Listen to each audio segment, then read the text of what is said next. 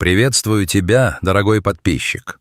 На моем канале будет много интересного контента. Подписывайся, ставь палец вверх и оставляй комментарии. Саванна не знает жалости. Она знает только равновесие. В этот полдень солнце стояло в зените, превращая воздух в густое дрожащее марево. Земля под ногами Омару давно перестала быть почвой. Она превратилась в мелкую едкую пыль, которая забивалась в глубокие морщины на его серой шкуре. Омару был стар. Настолько стар, что, казалось, он помнил времена, когда реки этого края никогда не пересыхали, а трава была выше колена самого высокого жирафа. Его бивни, некогда бывшие его гордостью и грозным оружием, теперь казались непосильной ношей. Один из них был обломан у самого основания в битве, случившейся столько десятилетий назад, что ее причина стерлась из памяти. Второй, длинный и пожелтевший, тянул голову к земле. Многие годы он вел стадо. Он был тем, кто находил скрытые под землей источники в годы великой засухи, тем, кто вставал между львиным прайдом и неуклюжими слонятами. Его мудрость была законом, но 3 дня назад закон природы взял свое. Молодой вожак, сменивший его, долго ждал. Он с почтением обходил Омару, но ритм миграции диктовал свои условия.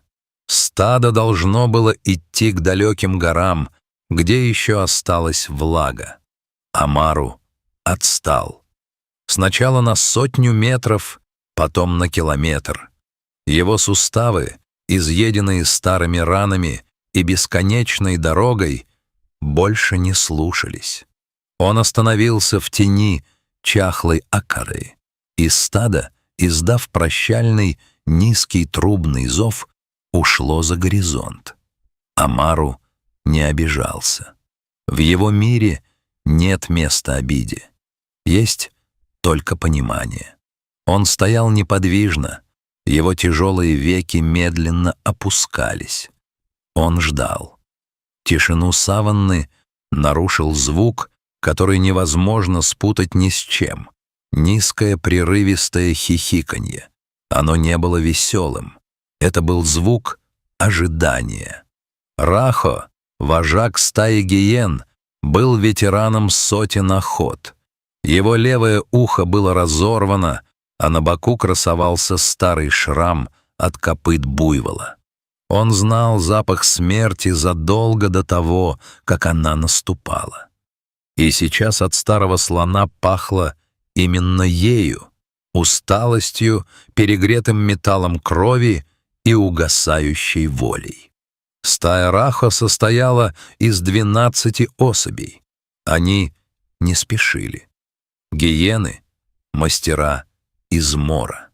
Они окружили Омару широким кольцом, припадая к земле и прячась в редких пучках сухой травы. Рахо сделал первый пробный шаг. Он подошел на расстояние 10 метров и издал короткий тявкающий звук. Омару даже не шелохнулся. Его огромные уши, обычно хлопающие при малейшей угрозе, безжизненно висели. Он уже мертв, просто еще не знает об этом. Казалось, говорили желтые глаза хищника. Гиены начали сужать круг. Они перебегали от одного куста к другому, их тени скользили по выжженной земле, словно черные кляксы. Одна из молодых самок, подгоняемая голодом и неопытностью, подскочила ближе и попыталась укусить слона за заднюю ногу. Омару лишь тяжело вздохнул. Его хвост лениво качнулся, отгоняя мух, но не врага. Это спокойствие сбило Рахо с толку. Обычно жертва борется. Могучие слоны до последнего вздоха крутят головой, пытаются топтать землю, трубят в небо, призывая на помощь предков. Но Омару, он словно растворился в этом зное. Он принял свою участь с таким глубоким смирением, что даже у матерого хищника это вызвало нечто похожее на мимолетное замешательство. Раха оскалил зубы и приготовился к решающему прыжку. Он знал, стоит первой капле крови упасть на пыль, и стаю будет не остановить. Рокот мотора ворвался в симфонию смерти внезапно. Старый джип Land Rover, покрытый слоями рыжей пыли, подпрыгивал на кочках, продираясь сквозь заросли. За рулем сидел Даниэль, рейнджер, который провел в этом заповеднике больше 15 лет. Даниэль видел многое. Он видел, как рождаются антилопы и как львы разрывают добычу. Он всегда старался следовать правилу: «Не вмешивайся, природа сама разберется». Это было золотое правило, железный закон. Но когда он увидел в бинокль одинокую фигуру Амару, что-то в его груди екнуло. Он знал этого слона. Все в парке знали Амару. Он был живым символом этих мест. Подъехав ближе, Даниэль увидел кольцо гиен. Раха, недовольно рыча, обернулся на машину. Его глаза горели яростью. Человек претендовал на его законную добычу. Даниэль нажал на клаксон. Резкий, неестественный звук разрезал тишину. Гиены отпрянули. Рейнджер сделал несколько резких маневров на джипе, имитируя атаку, и стая, не желая связываться с железным зверем, нехотя отступила на безопасное расстояние, продолжая следить из засады. Даниэль заглушил мотор. Наступила тишина, нарушаемая только щелканьем остывающего двигателя. Он вышел из машины. Ему было страшно. Даже умирающий слон может убить одним движением хобота. Но Амару не двигался. Он стоял, опустив голову, и его дыхание было тяжелым, свистящим. Даниэль подошел на расстояние 5 шагов. Он заглянул в глаза гиганта. Там не было страха. Там не было ярости на судьбу или на хищников. В этом огромном, подернутом мутной пленкой глазу отражалась бездонная усталость. Слон словно спрашивал: «Зачем ты мешаешь мне уйти?» «Эй, старик», — тихо произнес Даниэль. Его голос дрогнул. «Ты не должен заканчивать вот так. Не сегодня». Рейнджер понимал, что слон умирает не от болезни, а от истощения и жажды. В этой части саванны до ближайшего водопоя было 30 километров, путь, который Амару не преодолел бы и за неделю.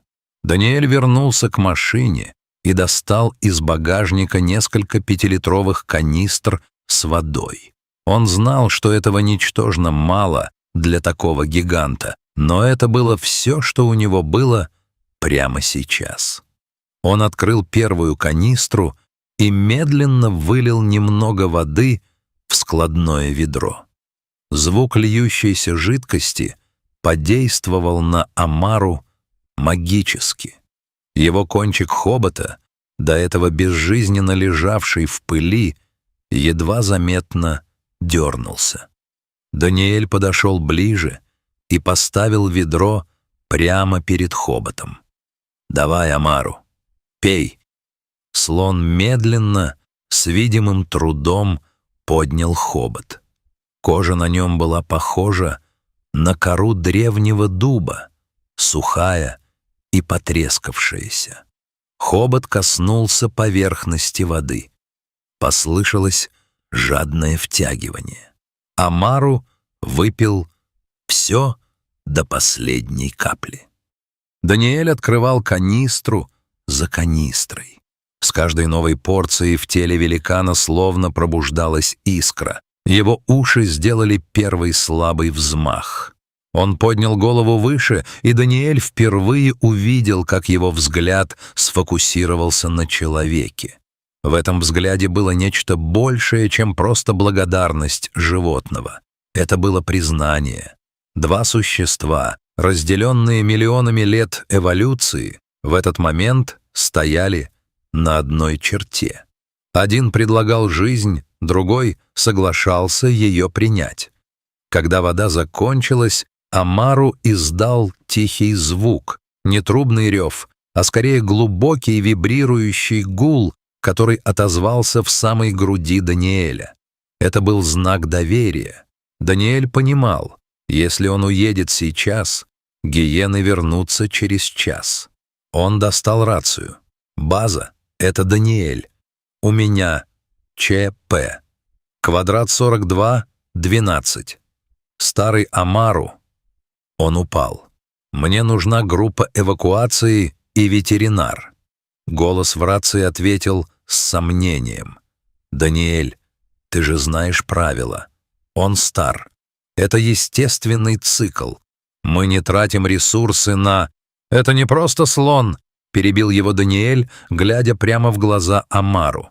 «Это история этого парка, и я не оставлю его здесь на растерзание. Присылайте грузовик и подъемник.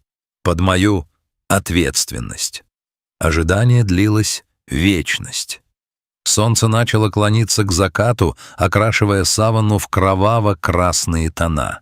Гиены сидели поодаль, их силуэты на фоне заката казались зловещими тенями. Они ждали темноты. Но Даниэль не уходил. Он сидел на капоте джипа, положив рядом карабин. Не для того, чтобы убивать, а для того, чтобы защитить этот хрупкий мир, который он решил создать. Наконец, вдалеке показались столбы пыли. Прибыли 2 тяжелых грузовика и группа ветеринаров. Процесс спасения был изнурительным. Чтобы поднять 5-тонное животное, которое почти не может стоять, требовались ювелирная точность и огромные усилия. Вокруг Амару закрепили широкие брезентовые ремни. Слон не сопротивлялся. Когда к нему подходили люди со шприцами с витаминами и глюкозой, когда вокруг него суетились, закрепляя цепи крана, он оставался пугающе спокойным. Даниэль стоял рядом, положив руку на его теплый шершавый лоб. «Потерпи, старик, еще немного». Когда кран начал медленно поднимать Амару, чтобы переместить его в кузов специально оборудованного прицепа, вся саванна, казалось, замерла. Даже гиены замолчали. Великан оторвался от земли, на которой он провел 60 лет своей жизни, и плавно опустился на мягкую подстилку из сена в грузовике. Через месяц Амару находился в специальном вольере реабилитационного центра на окраине заповедника. Там была тень, вдоволь еды и, самое главное, бесконечный запас чистой воды. Ветеринары говорили, что его сердце еще крепкое, и он сможет прожить еще несколько лет, если за ним присматривать. Даниэль часто навещал его. Он привозил ему фрукты и просто стоял рядом, слушая его мерное дыхание.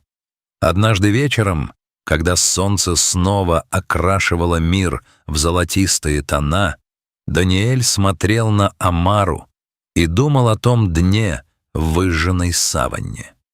Мир природы жесток. Он построен на принципах целесообразности и выживания сильнейших. С точки зрения биологии, спасение Амару было ошибкой. Ресурсы были потрачены на особь, которая больше не могла приносить потомство или вести стадо. Гиены остались голодными, а естественный цикл был нарушен. Но глядя на то, как старый слон медленно и грациозно берет хоботом пучок свежей травы, Даниэль понимал, человек — это не только часть природы, но и ее сознание. У нас есть то, чего нет у саванны. возможность сделать выбор, основанный не на голоде или инстинкте, а на сострадании. Тот случай изменил Даниэля. Он понял, что правила существуют для того, чтобы поддерживать порядок, но исключения существуют для того, чтобы оставаться людьми. Саванна по-прежнему была суровой и беспощадной, но в ней стало на одну искру жизни больше. Амару жил. Он не стал моложе, его раны не исчезли, но в его глазах больше не было той смертельной усталости. Он обрел покой, которого заслужил после долгого пути. А далеко в степи, на том самом месте под акацией, ветер быстро замел следы шин и отпечатки огромных ног. Саванна простила этот маленький бунт против своих законов. Ведь иногда даже самому суровому миру нужно напоминание о том, что милосердие — это тоже сила, способная повернуть время вспять, хотя бы на мгновение.